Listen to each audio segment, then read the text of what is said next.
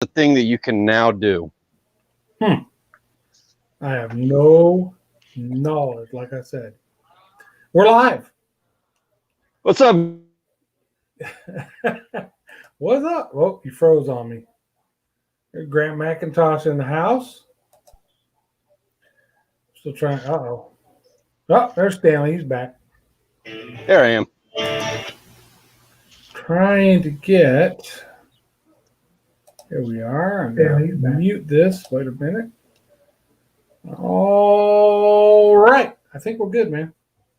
Well, howdy. And again, in case I got missed there a second ago, how is everybody doing? And happy Labor Day. Happy Labor Day. That's right. For all those that labor, which is, well, all of us, happy Labor Day. We got Grant McIntosh, of course, in the house. We What's got up, Grant? Backlash, one of our fellow Texas YouTubers in the house. He's here in San Antonio. I think, guys, I see you just put up a video. I haven't looked at it yet. It's one of the bass, one of those box reveals. I forgot which one you guys are doing, but I seen that, so I got to go check that out yet. It looks like Stanley's getting ready to cook us all some dinner. I'm working on it. We're going to be going inside in the studio in just a moment. I'm barbecuing tonight, and I need to make sure that I get this going before I do. Perfectly understandable. We got that Moser boy in the house. Bam! He's up. What's up, Moser boy? Yep. Cool. Everybody's saying hey to each other. Stanley, I've got no hey, this is what I want to talk about tonight type thing. I know, by the way, folks, he's probably not going to tell you, but Stanley just released a video today. It's one of his most exciting to date. That's my opinion. He gets to mess around with the tax man. So if you guys haven't checked that one out, when we're done here, go ahead and check it out. And Stanley or somebody can go ahead and throw a link in the chat if you like. That would be very cool. I got a video coming out tomorrow. It's my last fishing video from up in Michigan, where I go out in some terrible weather with Uncle Leonard.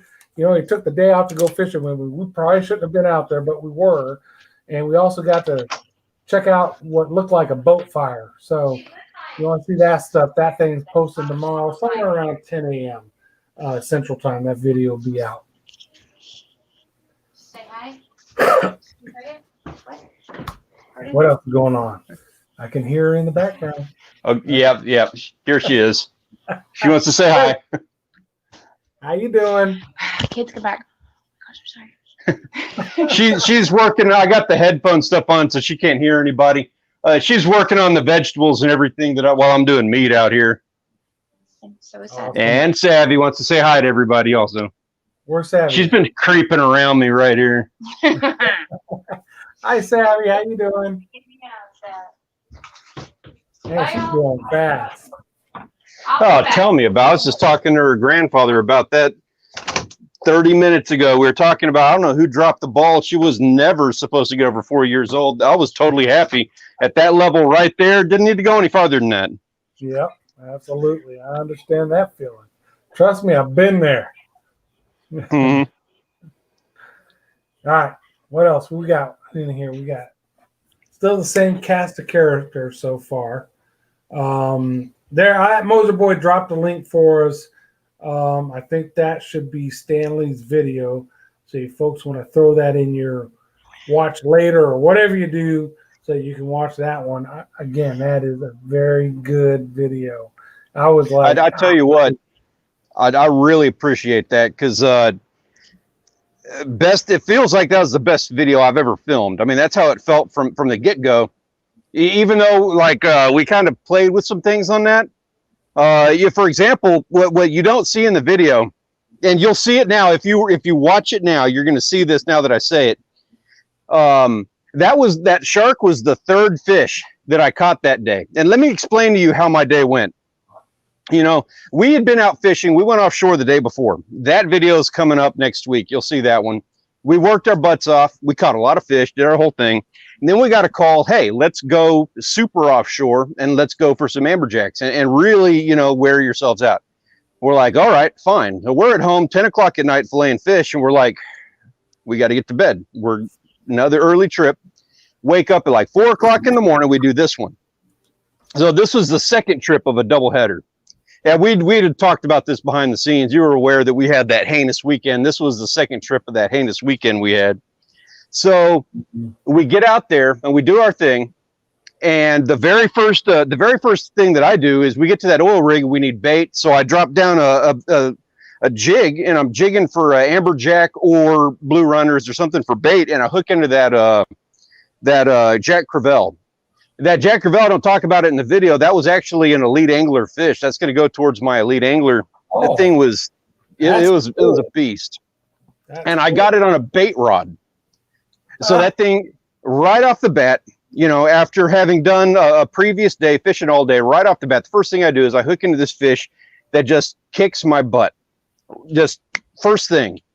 So we get him in the boat and we're like, okay, we're going for amberjack. So let's start dropping jigs for amberjack. I drop a jig, exact same rod, or no, I'm sorry. I was on a little bit bigger spinning outfit now. And I drop down a jig for an amberjack and I hook into like a 400-pound shark on a jig. And I have no idea where I hooked him, but I could not break that line to save my life. I fought that damn shark on a spinning rod for an hour.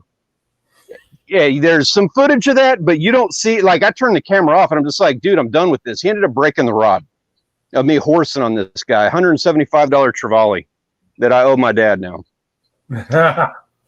That was the second cast. Now the third cast, I had this new rod that I'm breaking in. It was a gift from my dad. I'd done some work for him.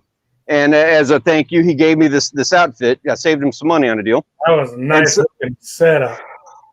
Yeah, it was. Yeah. Not like that setup's way better than anything I can do. I don't deserve it. Like I don't fish that good. You know what I mean?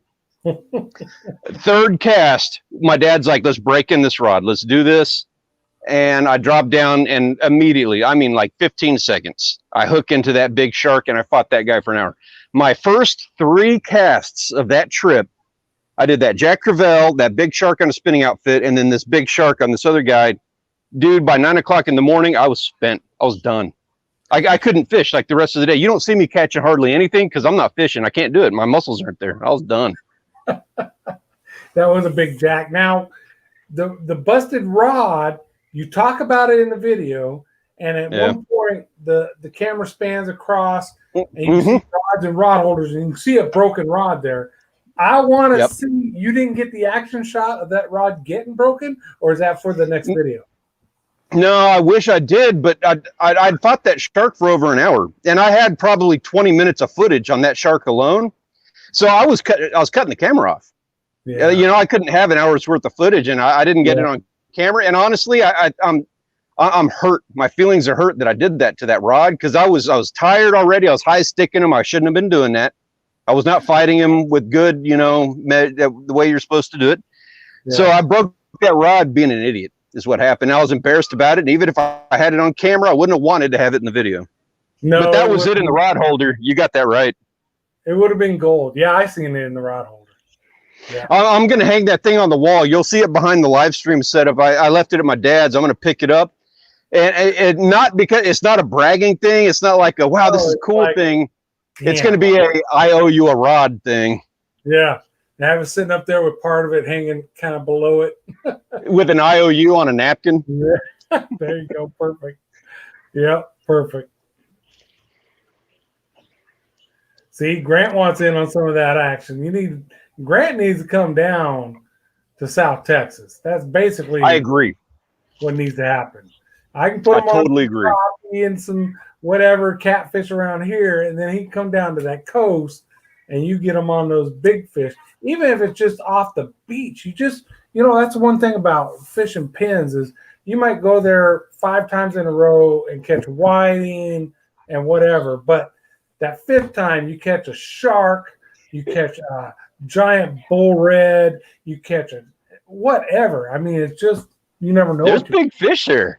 Dude, that last video I did last week with the little sharks and stuff, those videos were back to back. That beach was super crowded, and all I did was go out the next morning with that bait, and I was surrounded by them, and I guarantee that wasn't the biggest one there. Yeah. Meanwhile, all these people are into swimming and playing in the Yeah. water. These sharks are just out there. They just don't know. Yeah. Brandon O'Neill in the house. Good evening, Brandon. Hey, Brother. what's up, Brandon? Good to see you, man. Appreciate you joining us. This is kind of just a telling the stories type evening. I like that. I like those kind of live streams where we sit around and tell old stories. Yeah, absolutely. You haven't gotten into sharks on the beach, have you? Stanley, embarrassingly enough, I have not caught a shark yet. Not embarrassing. Not embarrassing. On my boat with me, it's in one of my videos where Shay hooked Bonnethead, and he got it to the boat. Now I'm looking for the net. Joel's going the opposite direction because he wants nothing to do with the shark. And once I get the net, it's like poop, he popped and broke the line because, of course, we weren't using anything wire or nothing. We weren't fishing for shark. So, No. But I was excited. I wanted to get that shark in my dang boat and get some video. And Joel, it was funny. Joel was like, I'm in the back of the boat. Joel's mid boat. Shay's front of the boat. He gets that. Once he says shark, all of a sudden I'm mid boat and Joel's back of boat. He didn't want nothing to do with it. And he'll never watch his live stream, so I can talk about him. But yeah, I want to get into a shark. I definitely want to hook a shark. I can't wait for it's been over a year now since you and I, since we did our collaboration out at Penn's that time. And that's, I blame 2020 on that, but I do want to make it a marked thing for us to get back together. Next time you get down this direction and we're not under such weird regulations and stuff. I can't wait. It's a goal of mine to put you on a shark if you don't catch one before I do that. That'd be awesome. I mean, it's probably a 2021 thing. You know what I mean? Probably. And that's fine, but we're going to make it happen. We're going to do it. I'm down. I'm down like Charlie Brown. Nick's in the house. The pompano are starting to run now, just so you know. Man, I seen the folks in Florida catching pompano and Georgia catching pompano all the time. And I see a few folks in Texas do it on the beach. And it's like, man, I got pompano rigs, right? I got the right bait. I got the little gum bait and stuff. I want to catch some pompano. First of all, it'd be cool to catch a pompano. It's a different fish for me. But secondly, good eating. Yeah, exactly. People say they're delicious. And so, yeah, I want to put some on. Yeah, they're one of our favorites. I bet. And John, they're so easy. Like you talk about pompano rigs, I don't even know how well those work. We use a drop shot we use really good frozen shrimp, like the restaurant quality stuff you get at HEB. And we put a fish bite on there, a shrimp flavored fish bite. I suggest going orange. And we cast those from the beach. You want to be just on the backside of the first sandbar where the waves are rolling on a deep gut where there's a deep drop off. That's where we get them. And we put out those baits and you do that down pins where it's, right off the beach and you don't have to go that far. You don't have to walk out that far, get your feet wet. But that's where we get them. And we end up getting a couple of reds in the process. Yeah. I'm sure whiting too. Every time I try to do something pompano, it's whiting. Nick's over there, Papa No Tacos. Pompano, Nick, not Papano. And yeah, we love tacos too. I think we might be trying pompano this weekend. We're gonna see. We're trying to put some plans together. Oh, I hope you get some. That'd be very cool. I've got I'm not going pompano fishing. I'm not getting far from home, but I did run the boat today, make sure everything's working.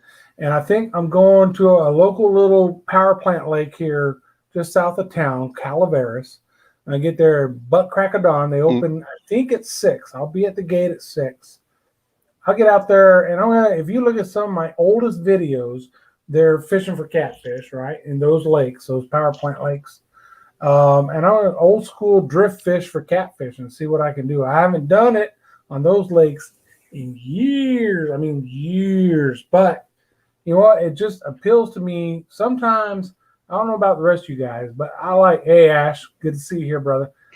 I call it my mental health day, where I go out and just fish alone, and I can be out on the water fishing and let you, go through things in your mind, what's going on in life, with work and all that stuff.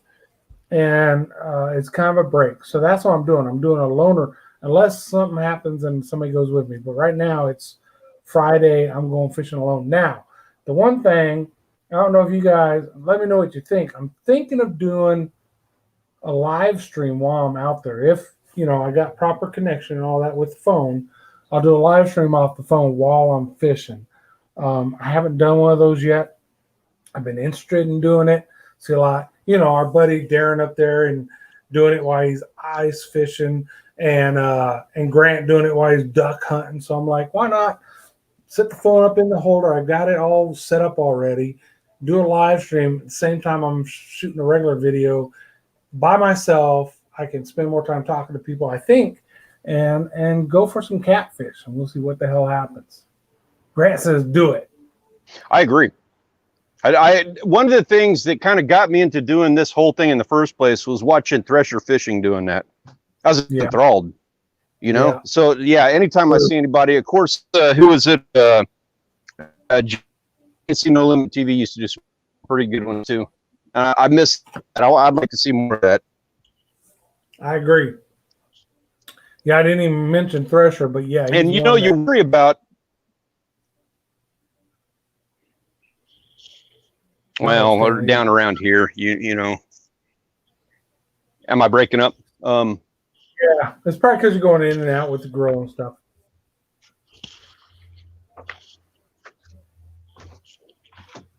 Let me know if I'm. What's up, Wayne? Good to see you, Wayne. Yeah, long range fishing plans. Yes, John. J&C. That's, you know what, Grant? I'm glad you mentioned them. That was disrespectful of me and not even mention them, because J&C were the first folks I seen doing live stream fishing. They're sitting there on the bank of the river, and I'm like, how cool is this? I'm like locked in watching them. It was throwing because they're talking and being, oh, wait a minute, you got a bite. You know what I mean? So that was kind of exciting to me. You're right, Grant. I'm glad you brought them up. I missed them. I haven't seen them on here in a while. Yeah, you know what? I hadn't talked to him, and I'm going to send him a text after we get done here, because he got a new house, and he had a baby, and he kind of stepped away from YouTube and stuff. But you're right, that dude, those guys set the bar. That was another one. Yeah, that was fun to watch. They were a lot of fun to watch. Grant, it'll be on the main channel. I'm fishing, so put it on the main channel, and who knows what's to come. I'm talking to Stanley and Grant, some other folks, and maybe these live streams will move back to the main channel. We'll see. It's all up in the air right now, but definitely Friday, if I go live, it'll be on the main channel. Definitely. Okay, there's videos that go live and get a bunch of people watching them. Yeah. I don't know how long I'll be out. That's one of the things. That's the other reason I like to do it by myself. If I go out there and things are right, I might fish 5-6 hours. If things aren't, 2 hours, I might be like, hey, you know what? They're not biting. Something's wrong with it. Whatever's going on, I can pack it up. I don't have to worry about having somebody on the boat and be like, oh, geez, I want to fish, or I don't want to fish, or whatever. That's one of those nice things about being out there on the boat yourself. You don't have to worry about nobody else. You want to fish longer, you fish longer. You don't want to fish longer, pack it up and take it in. It's your call. You know what I mean? I mean, even as a boat captain, when I have somebody on the boat, it's still my call, but consideration of others. I don't want to have somebody, hey, let's go fishing together. I take them out there, and then a couple hours later, it's like, I don't feel like fishing anymore. Let's go. And they're all into not catching any fish, because that's the only time I'm going to leave if we're not catching fish. But you know what I mean? So it's kind of a selfish thing. I want to just do me for that day. That's why it's my mental health day. I go out and do as much as I want for as long as I want, and when I want to quit, I get to quit, and there's nobody to to fuss about. So. And you got to have those days. You know, we all try to put a camera on everything, and if you miss something, if you miss that shot, you're going to get made fun of. It's going to happen. That's just how we are as fishermen, and now as fishermen who do what we do publicly, you're going to get made fun of for that missed shot. But man, the mental health days, that's the whole reason that you get into it in the first place. And you might not have as many as normal, but you still need to have them from time to time. You just need to do it. Yeah, I agree. And here's my dilemma. I'll go ahead and you're my peeps. So I can let you guys in on it. So one of my issues is I've got a jacked up back. It happened when I was, 20 years in the Army. I jumped out of airplanes for a while in the Army, jacked my back up, had a surgery in 2007, and it's still jacked up.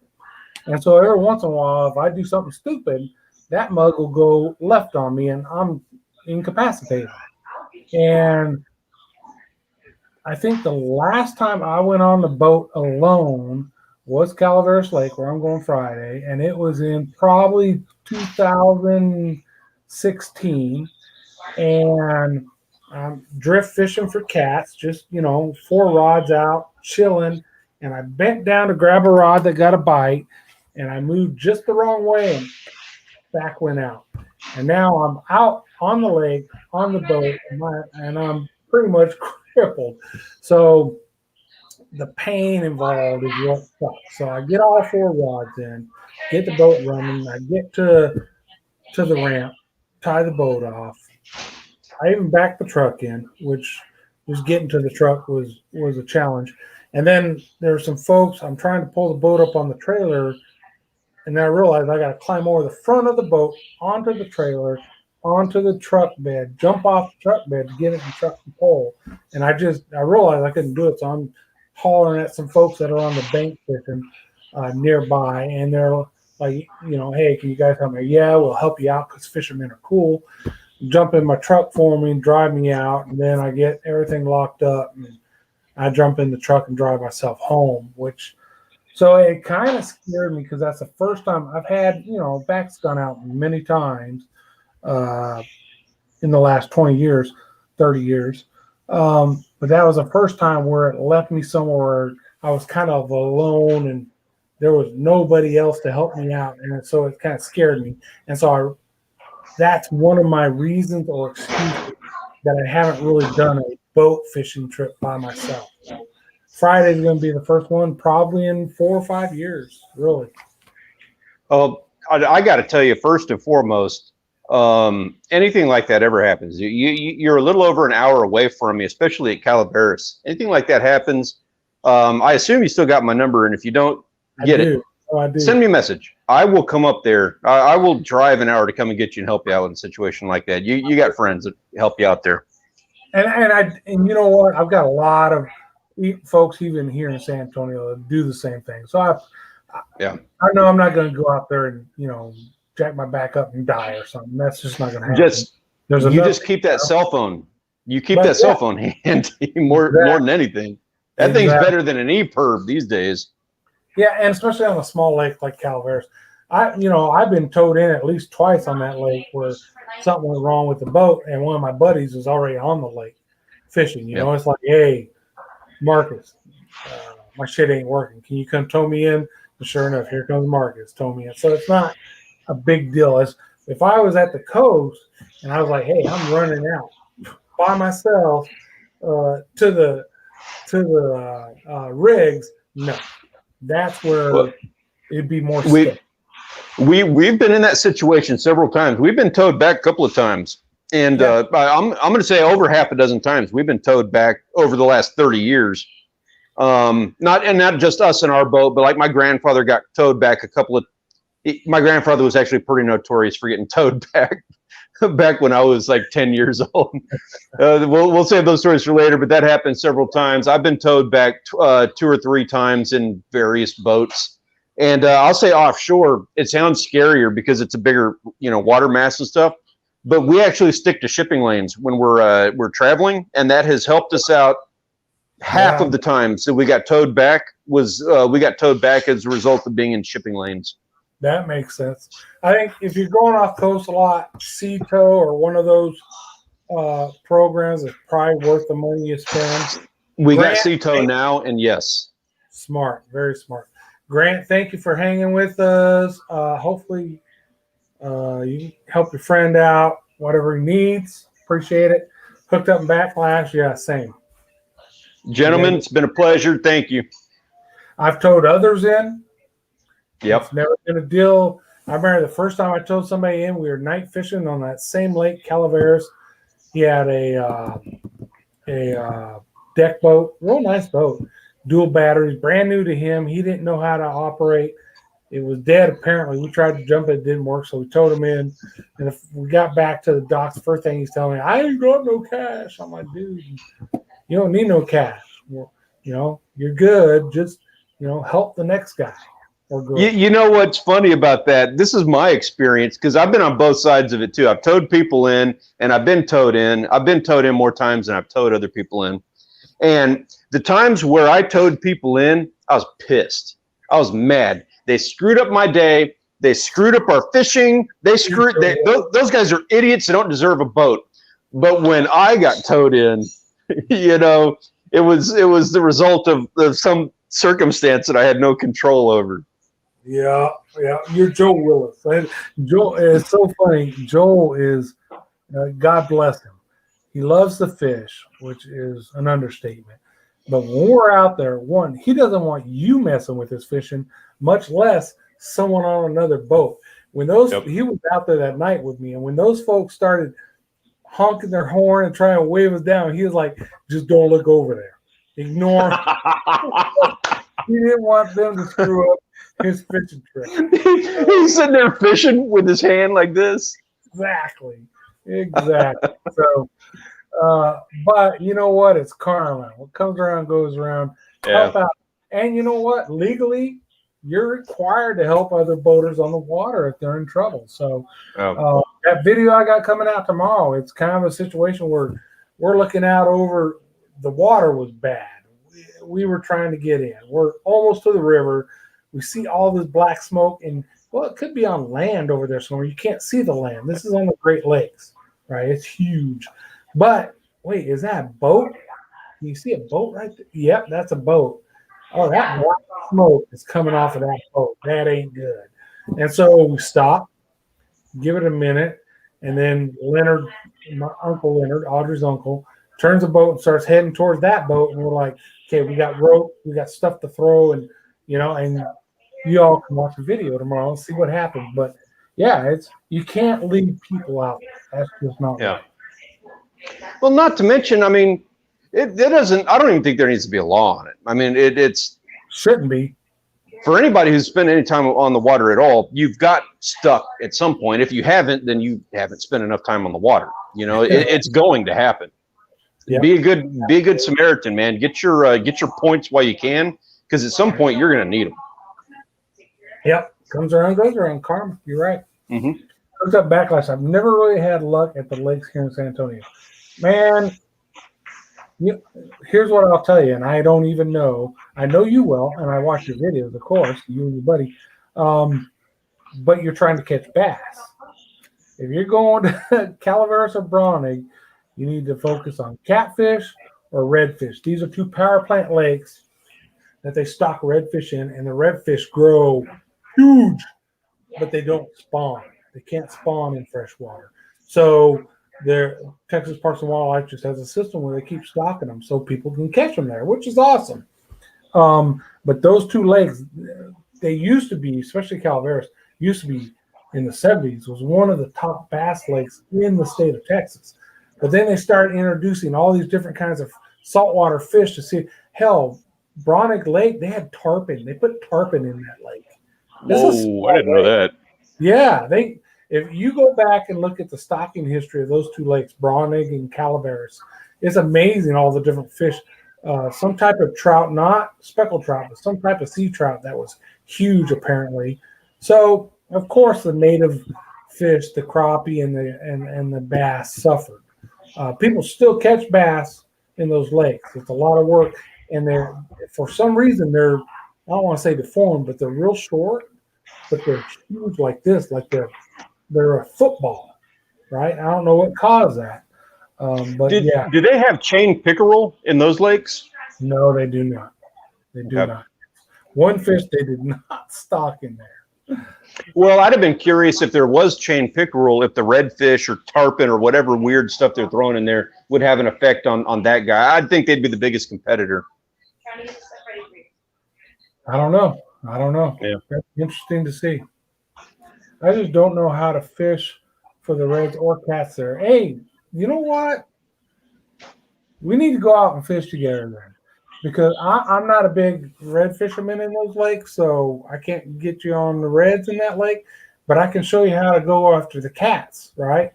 So maybe that's a collab we do. You guys and me meet up at Calaveras, your boat, my boat, it don't matter as long as we got the right gear, and we do some drift fishing for some catfish. That would be pretty cool, man. I will throw into the mix on that I do have the right gear. I've caught some nice reds recently, and I scrub decks like nobody's business. Here's the thing I've learned: the redfish in these two lakes, you can't fish like you do fresh or at the coast, right? Yeah. At the coast, it's usually really shallow. They're tailing, that kind of stuff. Here, the guides are down rigging and fishing deep. So it's a whole, or if you can't down rig, if you don't have down riggers, you put a diver, a DD22, and run that behind your boat slow enough so that that thing is banging the bottom in 30 or so foot of water. And those are the folks catching the reds. So it's weird. Like if you're down at the coast, you want to get that fish, that shoreline, and the reds are going after the mullet and stuff. Calaveras Lake and Bronte Lake, the reds are 30 foot deep or so, depending on the time of year, and they're going after shad, which are down deep. And then in the wintertime, so the guides here adjust, right? In the summertime, they bring people out and they down rig and they troll. That's all you do. Put out down riggers and troll for reds. And then in the wintertime, the red bite dies because they go up into the power plant waters where you can't get to, right? Because they're closed off, and the warm water. And so then they adjust and they start, now they're guides for catfish on those same two lakes. So it's pretty unique fishery. I've got to say on that, first off, I'm going to sell my strong suits to get in on a collaboration or a fishing trip at any opportunity. But I'm not going to lie. Yeah, you're absolutely right. I'm aware that there's a difference between the fishing of how you do on those lakes and you do inshore or onshore, on Padre Island and stuff like that. And yeah, I'll be the first one to say I don't know the first thing about that because I know it's different. I've seen guys doing that. Morales, Texas Fishing is one of them who does a lot of that. Yeah, absolutely. I have no clue what he's doing. Yeah, it is different, but it's cool. I've just never been a big fan of it. My best, up until I caught that 40-inch down at the jet off the boat near the jetties down at Port Aransas, my best redfish had come out of Calaveras. It was a 36-inch red out of a lake, which to me at the time, that's pretty damn awesome. And we were drift fishing with cut bait, right, for catfish. And every once in a while, we fish. I was wondering about that. So, yeah. We get them like that. That redfish that I got last September, I got on a shark rig, cut mullet with a wire leader. There you go. Who knew? They're going to eat it. That big drum that my dad got last fall, whatever was the last video of our last season, he caught that thing on a little circle hook that he had stuffed with shrimp heads because we were out of bait. He was just getting rid of the shrimp heads. It's funny sometimes, the stuff you catch. That's why, like bass fishermen, they'll post a picture with this big flathead because flatheads love live bait, right? Big flathead catfish. And I caught this on a zippy zappity doodah bass bait. So catfish you should fish with. Yeah, you caught one flathead that way, but the guys who target flathead are out there with live bluegills, that big, and catching them, on the regular. You just happen to catch one that way. So don't assume that's the way you fish for them now on.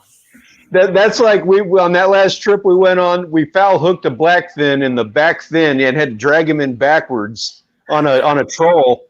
And that's like saying, yep. It's the gold minnow that they go for when you're the gold plug. That's how you get the blackfin. Exactly. Let's see, I've never really had luck on those legs. Yep, never caught them there. I just don't know how to fish. Okay. Yeah, we may need to set something up. Yeah, may need to. We definitely need to. We set something up where we meet up at Calaveras, butt crack of dawn, throw the cast net, get some bait, and get out there and do some drifting out. So I'm still having trolling motor issues. I've got a trolling motor on order, basically, which is on back order apparently for the last 3 freaking months. So I'm not going to power drift like you guys have seen in my videos if you watch them. I'm going old school. I'm throwing out the drift sock out the side of the boat, and I'm going to drift. And I haven't fished those lakes, like I said, for years. So where do you start fishing? Well, I'm going to fish. I'm going to throw the drift sock. The wind's coming out of the northeast that day. So I look at the topo map of the lake. I know the area I like to fish, and there's a couple ridge lines that come off the shoreline, right, that go from shallow to deep. And I'm going to set up my drift so I cross these. So now I'm fishing 30 foot of water here. Oh, now I'm at 20. Now I'm at 15. Now I'm back at 20 now. So I got a chance to cover a large section of lake at different depths. And that's it. You know, you throw spit wads up against the wall, and then all of a sudden, hey, at 20 foot, I hit a fish. Oh, at 20 foot, I hit a fish again. At 20 foot, I hit a fish. Okay, so now I'm going to focus on my drift so that I'm in that 20-foot range. So that's basically how you do it on those lakes, or anywhere, really, if you're going to drift fish. That's important to do that from time to time. It's probably a good thing. It's a blessing in disguise you don't have that trolling motor, because that is a skill that not many people do. Not as many people have as a result of Minn Kota and some of these other, like really awesome trolling motors you can get your hands on now. Yep. You need to be able to go to a plan B. Plan B is historically been more successful for us than plan A ever is. You go out there for that one thing that fails, and you can either go home and suck it up, or you can go to a second plan and try to reevaluate. And man, that's where usually where the money is. Plan B, plan C. I'm laughing at Mike's response. Yeah, I was too. Mike, I saw that. You need to invest in those for sure. But the other thing I'm laughing at is you're absolutely right. And for me, especially when I go to the coast, because 9 times out of 10, the weather will kill plan A. And so we have to go to plan B, C. Frank, we might go to plan D when we try to fish down there, just because there's so many variables. And when I'm jealous of you because you live closer to the coast. You could, I'm not saying you can, but you could, hey, Saturday, let's go to the coast and we'll do whatever. For me, it's like, hey, we want to go to the coast for a weekend. A month out, let's get a reservation someplace to stay at, right?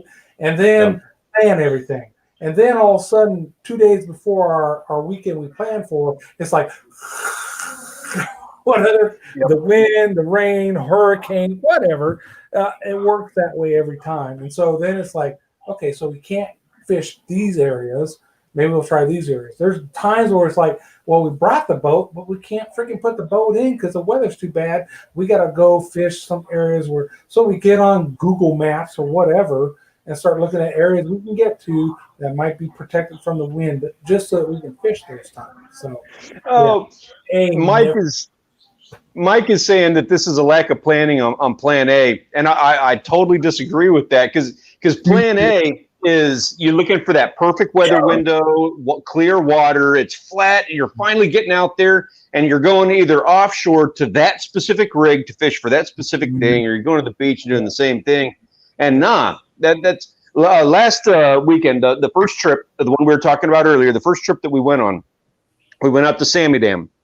And it was flat. It was pretty. Water wasn't as clear as we would have wanted it to be, but it was a flat, pretty day. It was the epitomal kind of day you want to get out there. And we go out to Sammy Dam, and we tie up to the rig, and we don't catch a damn thing. And the reason being is because it had been flat and perfect and clear.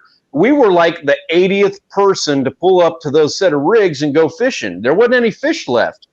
So we had to move on to, plan A was good. It was everybody else screwed up plan A. But what we ended up doing was going up current on those rigs and fishing them and slayed it. Plan B. Slayed. Video coming out next week, but we slayed it by doing something stupid that was never a part of plan A. Stoll family, glad you made it. You're changing accounts. That's cool. Mike says, I think y'all have had too good a luck on plan B that you start being lazy on plan A. Mike, you need to come down here and fish with us. Plan It's A. muscle memory. Plan A perpetually fails. Plan A, though, is the perfect plan. The weather's going to be right. The tide's going to be right if you're down at the coast. The wind's going to be perfect, and we're going to be able to get no here. Hurricane, no pandemic, no tropical storms, and then all of a sudden when you get there, it's like, okay, none of that works. What was plan B? Or there never was a plan B. Now all of a sudden it's like, okay, we need to figure something else out. Plan B is figured out in the front seat of the car. Very common. Now, I will say, and I'm sure you've experienced this, once you fish wherever it is enough, it's easier to come up with plan B. After a few times, we did this, and plan A didn't work. Oh, crap. The first time, it's like, oh, man, the weekend's ruined. We can't do nothing. And then you figure something out. And so the next time, okay, well, this worked last time for plan B. And so, yeah, it gets better. It's one of those things you learn. What you're talking about, and this is important for fishing, period. This is totally important. It's not plan A and plan B anymore. It becomes plan A1, plan A2, plan A3. Yeah, good point. Nick's in the house. Nick says, hey to Mike. What's up, and Hooked RR? Weekend Warrior has changed his account, I'm assuming, right? How you doing, Weekend Warrior? Good to see you here. Yeah, it can be crazy. And like I said, I'm so jealous of the folks that live at the coast, because those of us that live hours away see this. Okay, guys, we want to go fishing in October. We better get reservations now so it's not too expensive. And we'll bring this and bring that. Hopefully the weather's freaking nice, because we're making reservations in advance. And we look at the people on the weekend at the coast. I mean, they're like, you know what? Tomorrow the weather sucks. I'm not going fishing. Hey, guess what? I woke up this morning. Oh, the weather's great. Then grab my gear and I'm going fishing. It's like, oh, I'm so jealous. Hey, I'm going to be a little late today. I'm going fishing. Yeah, exactly. I'm so jealous of that. You know what gets me? I want to add in on this. There's like a couple of people that are out there, and they post pictures and photos and updates of like the beach conditions and stuff. And I've begged them before, like, hey, you're posting surf report and wind report, temperatures and tides and all this stuff. Please, could you let me know? Like, you were sitting at Bob Hall Pier right now. Could you let me know how far down into the water you can see? What's the water clarity? And they're like, well, I'm only in 6 inches of water. I can't tell you. I'm like, dude, you don't understand. If you walk 20 feet farther down the pier and let me know how clear the water is, you could make or break my weekend. If you could just look, is it 6 inches? Is it 4 feet? That's what I need to know. What's the difference? Exactly. They won't do it. Nope, they won't. Who is that? Corpus Christi Fishing Forum. I ain't calling them out. I love them. There are a lot of good people. Yeah, I know what you're saying on that. Yeah. If you're looking for pointers and all that, I get on there and ask them, hey, we're coming down. I'll probably do it when we go down there the next time. Hey, we're coming down and the weather looks like this. What do you guys think? Because there's, again, local knowledge. They're down there fishing it all the time. And I'm up here 3 hours away saying, well, I'm going to make this drive. Hopefully it works out for me. And I'll be honest, I don't know why I still go fishing down there. I love the salt. I love saltwater fish. But out of 10 trips, I would say 7 of them get jacked up from weather and conditions. Man, The last time I went down there, me and Audrey and my daughter Ashley, I've never had Ashley go down to the coast with us to fish. She's been down there, we rented a house, that kind of stuff. But we're going down pins and we're going to fish. And I'm going to get Audrey and and Ashley on their first saltwater fish off the beach. So we love because they like the beach, but they fishing. I want to get them in so we could do it more. So we get down there, we're driving down the beach. Okay, we get past 5 miles. That's where those of you that don't know, there's a sign, hey, 4-wheel drive recommended after this. And all the riffraff is in that first 5 miles. They stop at the sign. It's hilarious. Right now, at least when we went down, it was mid-COVID, late COVID, whatever. It was bad. There were tons of people. We went down early enough. Driving down, we didn't see hardly anybody. Coming back is when we saw them all. But anyways, we go past that. We went down to about 20, 25 miles. I'm like, okay, here's the spot. We got good water. Oh, look at all this dead grass. It must have came in yesterday or day before. We're good. We set up our covers and all that. And we're slinging them rods out. And within minutes, the rod, all of a sudden you see your line go slack and come in at an angle. You're like, what the pounds of seaweed? It was unfishable surf.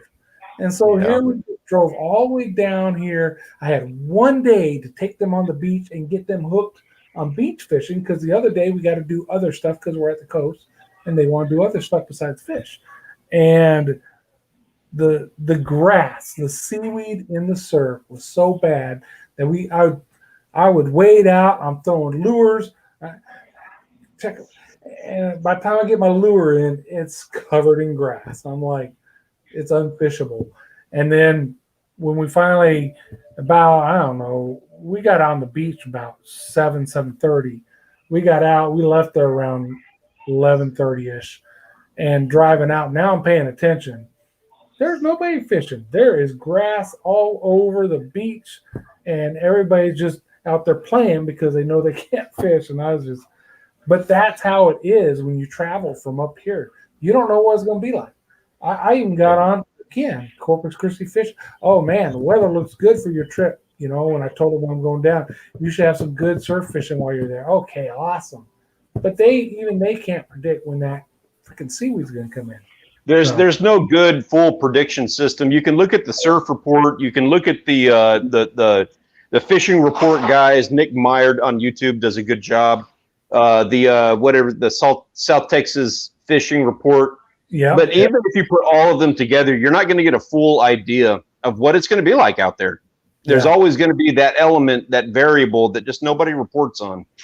Exactly. Yeah, you're flying blind. That's why I'm jealous of the folks that live down there that can say, oh, it's horrible today? Well, I'll fish tomorrow. Or for us that have to travel, it's like, hey, we're here for this weekend. If we can fish, we fish. If we can't, well, sucks to be us, but it is what it is. Yep. And again, that's where that plan B becomes invaluable. Oh, absolutely. Me and Joel came down there that time. One of my best fishing videos from down there. Me and Joel come down there. We're going to fish packery one day. We're going to fish pins the next day. The surf was so high that you couldn't get on packery. You could barely drive for the north side, right? Because the water was so high, and then the water's going over the dang jetty. So we're like, okay, we can't. So we back to the back of it. We start searching around, find a few places to fish. We catch some fish, luckily. And the next day was pins. Pins shut down because the water's at the sand dunes. You can't drive on pins. So now we're like, okay, we start looking at some math. Okay, let's go. Hey, we can go underneath this bridge. Let's try to fish here.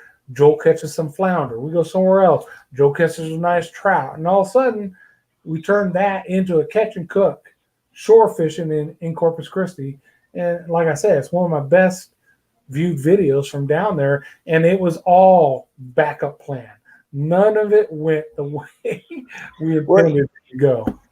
You know, we had one similar. I think it was in like March or April. It was we had a hotel with the family. We were celebrating something. I don't remember what, but we were down on the island, and we do that pretty often. And I was down there with Rachel's parents, her father-in-law, Rich. You've seen him in enough videos.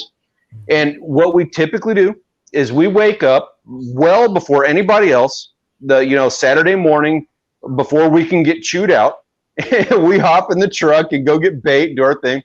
We went out to a packery on whatever Saturday morning. We didn't think it was going to be good, but we showed up out there and it was a mess. It was a nightmare, and we were just not having it. The only time that him and I have ever called it in and been like, screw this, we'll go get coffee, we'll go hang out at the hotel, whatever, it doesn't matter, because this sucks, it's miserable.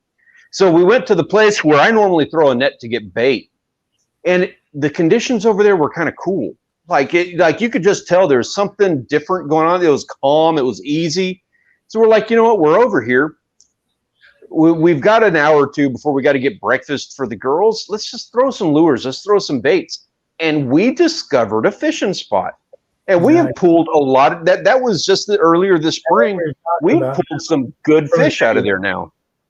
Yeah. And, I mean, we found a fishing spot. Yeah. It wasn't even a failed video kind of thing. It was like we straight up discovered a fishing spot that we never knew about before. Yeah, you've been back there since, because I remember I don't know exactly where it's at, but I remember seeing it in your videos, which is very cool. Behind the scenes, I won't say it live here, but behind the scenes, if you want to know where that's at in case you ever need to get bait on the island, I'll let you know. Oh, cool. Good. Thank you. I'm not going to say it publicly. Cool. I don't blame you. All right, let's go to relaxing over the weekend. I hear you, Nick. I tipped my rider on its side to look at the blade and change it. Couldn't take it off. Gas leaked and oil was a mess. Yeah, you gotta be careful tipping them on their sides. Gotta sharpen the blade or get a new mower. Is he trying to weed eat? Trying to edge the sidewalk? He's talking about a mower. So yeah, and don't take that blade off unless you know what you're doing, because there's people that'll crank on that blade and that thing will start and chop their hands off. So Nick, be careful. Unplug the spark plug and then you're good to go. WTF, only you, Nick. They're laughing back and forth. It's hard to be a weekend warrior at the coast. Yeah. So Hooked Up R&R is, and thank you for showing up, brother. I didn't even notice you were here, Robert, but I'm glad to hear he's a big time kayak fisherman, and he fishes to fish, he fishes tournaments, he fishes our local lakes here. He's here in San Antonio, and he goes down and fishes tournaments and for the fun of it down at the coast. So yeah, he knows the same pain I know, being in San Antonio and having to try to plan something in advance for the coast. It's tough. You know, if we were all retired and could just say, ooh, tomorrow the weather looks great down at the coast. Hey, I'm heading to the coast tomorrow. You know, that's the day I'm looking forward to, but I'm not there yet. So understood. Mike, it's come up with intake and car. Yep. Talking about that damn lawnmower still for Nick. Again, Nick, be careful. And most of mine have fuel on one side and oil. So when I do have to tip them, I tip them so those sides are up. If you tip it the other way, then of course oil is going to run out fuel. But I'm sure you know that. Anyways, back to fishing. Stanley's looking at me like, what are you talking about? I've got a crazy scheme that I'm working on here, like what you just made me think of. I love crazy schemes. As a kayaker, it's an interesting one. Yeah, I agree. As a kayaker, I need to take advantage of the days offshore. Yeah, when it's super flat. You know what? I'm jealous of kayakers because they get offshore more than I do.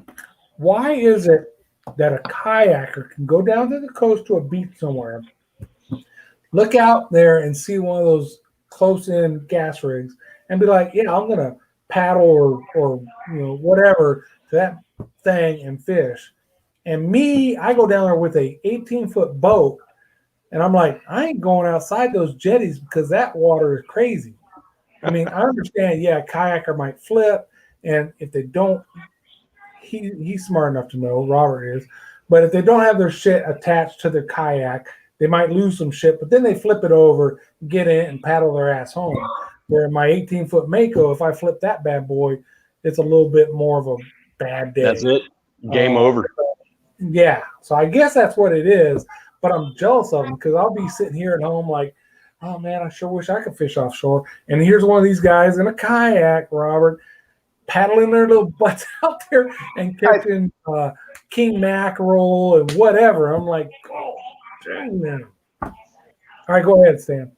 Well, I was going to say, I'm kind of curious. Robert, have you ever done those rigs outside of Bob Hall? I'm curious how bad of a paddle that is, because we go out there and we're running into kayakers all the time.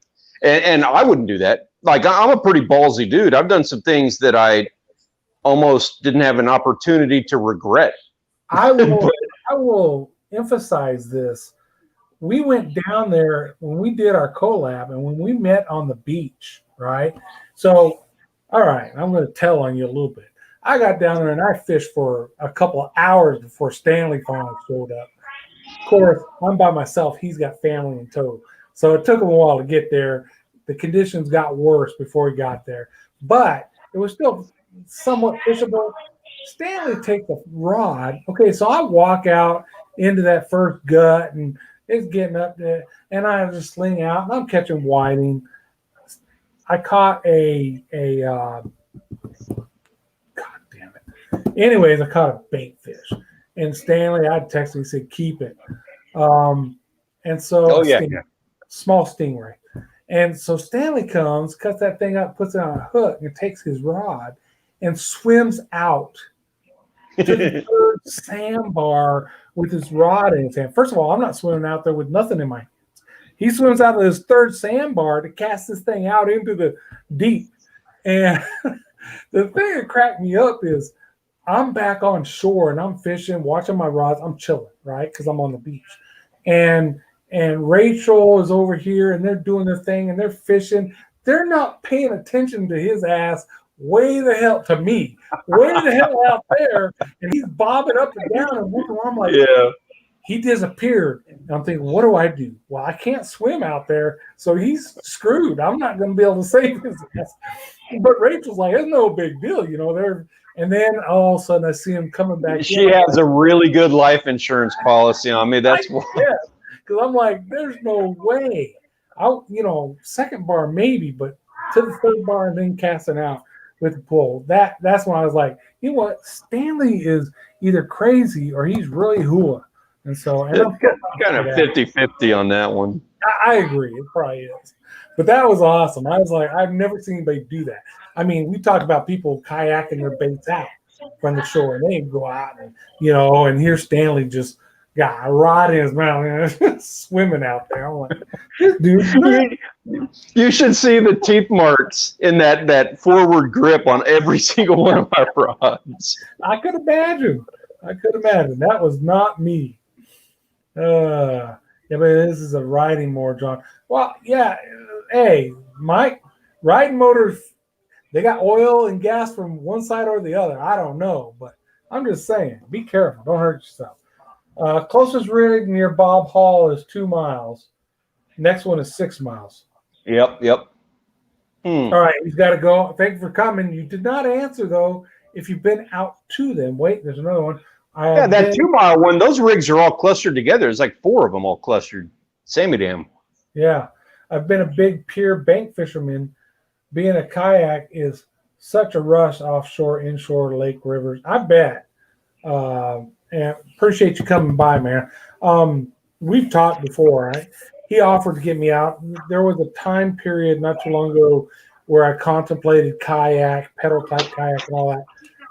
My body can't take that. I know now, but he's offered, hey, I got many kayaks, come and I'll put you on them. So maybe I'll get him. He's wanted me to take him out on the boat and do some catfishing too, so he could learn, especially Canyon Lake, which is one of our local lakes. So maybe we'll. Yeah, I want to get together with you on that one because I need some help figuring out Canyon Lake. We're a big fan of that place, brother. Canyon Lake, if you talk to any fisherman around here, is one of the hardest lakes to fish. It's deep, rocky, and it's clear. Me and Joel, about 4 or 5 years ago, probably 5 or 6 years ago, took a weekend to fish up there. And the fishing was so bad, and the jet skis and all that was so bad that we swore, hey, we're never fishing this lake again. Okay, so this is probably, it's probably 10 years ago. We're never fishing this lake again. We'll come up here if we're going to do some kind of water sports and have fun because it's a great lake for that, or never fishing here again. And then when we were running a catfish fishing tournament schedule, we scheduled Canyon Lake a couple times, and we're able to catch some fish after working the lake and learning it a little bit. So it's gotten better. Now I've got spots. I can sometimes they pay off and I catch fish. Sometimes I'm just like everybody else on that lake. I've got something in the water that's never going to get bit because of where I'm at. It's a very tough lake to fish, but it's a great lake like you've done. I've seen you do it to go and stay at for a weekend or whatever. Yeah. Get out there in that water. It's great water. It's very clear. And I'm jealous of you because you snorkeled it and all that. I haven't got to do all that, and I still want to do all that. Oh man, I tell you, that's where I got my I'm scuba certified, and that's where I got my scuba certification, was in that lake when I was like 12 years old, a long time ago. Cool. But I'm curious about your catfishing tournament over there now. I don't know if we've talked about it or not, but that little marina where we got that boat and where we went out, there was a bunch of catfish swimming around the marina, and they were eating you know where I'm getting at with that. You know what I'm saying? They're dumping the fries and bread and everything off of the restaurant, a bunch of catfish swimming around, and there's some big catfish in there. Absolutely. Is that even a consideration for you for a tournament if you're really in need? Yeah, no, fortunately enough, no of our guys have fished the marinas. But yeah, same thing. We've got a military marina up there where we're retired military, so we can stay there. And the same thing, you walk down the plankway to get to where your boat's parked in that marina, and you look in the water, and there's bluegill, there's crappie, there's big catfish because they feed them. So yeah, the other big marina. So apparently, you said restaurant, so you were on the north side of the lake. Yeah, I don't know which one we were at, but there was a restaurant right there with a big steep hill. Yeah, north side of the lake. So the same people that own that marina own the marina on the south side of the lake, which is closer to the river. At that marina, they feed them hot dogs. If you go catfishing over there with hot dogs, you're going to catch some catfish. Ah, that's smart. A lot of people, they don't like you fishing around their marinas, even though they don't own the water. Legally, if you don't tie off to their docks and stuff, you can do what you want. I don't need the hassle. But night fishing, and I haven't done it yet, but I know plenty of people who have. If you night fish around, especially that second marina, the crappie fishing is supposed to be really good. So me and Joel, we've talked about for years and haven't done it. One of these days, we're going to get our old tired asses up so we can get up there and night fish one night and see what we can do on a crappie. Night fishing is hard to film. Anybody, if you're doing a YouTube video, night fishing is hard because you don't want a lot of lights while you're fishing. But to do video, of course, you need a lot of light. So that will be a challenge. FYI, I know a guy who can help with lighting, and he also is really good at scrubbing decks. In the event you are ever in need on that. Name starts with S. Yeah. Gotcha. Hooked up. Are still here? I thought you were leaving, man. I'm glad you're still here. Rebecca Creek, yes, because Rebecca Creek, that military Fort Sam Houston MWR fishing area, that's where Rebecca Creek comes in right by there. So I have fished that. I haven't gone deep up into Rebecca Creek, but the other thing, Stanley, you fish Canyon Lake, if you can get on that lake in a boat with a fish, with a graph that has GPS, yes. Yeah. Park and Wildlife put a bunch of fish attractants in that lake, all around the lake. And they put the coordinates to them on their website. And that's why I was getting to Robert, is there's one right there off the mouth of that creek. And I'll be honest with you, when I catch them crappie, typically I'm fishing one of those brush piles that they put in. You put the coordinates into your graph, you go to it, you see it on the graph. I like the type control more where I can just anchor lock, so I don't have to throw an anchor down and actually potentially damage the brush pile. and fish them. You know, they're giving you tools. You know, here's where the one thing we learned: anything on the dam end of the lake. I don't mean like, oh dam, but I mean where the dam is. That end of the lake, those brush piles always hold bass. We seldom catch crappie on those ones. The river end, the opposite end of the lake where the river comes in, those brush piles, you can still catch bass, you can still catch stripers, but typically at least you'll be able to catch some crappie on that end of the lake in those brush piles. Hey, do you guys go for bluegills over there too? Oh, you can. Yeah, absolutely. Typically, if I go for bluegill in that lake, I'm looking for bait size for catfish. But Calaveras, we talked about earlier, Calaveras, you get bluegill like that are like that. They're just round. I mean, there are awesome sunfish because there's bluegill, there's the pumpkin seeds, the long ears, all those different forms of bluegill or sunfish. Calaveras is real good for those. I appreciate the heads up on that. I needed that. Rachel, she's dying. You know, we did our whole thing in Wisconsin. I had to buy a whole setup just for doing that now because we had a blast, and now she wants to like get into doing that here. She knows more about it than I, but we're adjusting and doing it down here, and we're going to do it. If you get a boat to Calaveras, and it's the right time of year, look on a map, ask questions on one of the Facebook pages, whatever, where the telephone poles are. There's telephone poles that come into that lake, right? When you come out of the ramp, turn left towards the dam, and they're kind of right of the dam. Tie off to the deepest telephone pole and fish straight down, and typically you'll pick up some awesome sunfish right there. I appreciate that. I owe you a fishing spot on that one.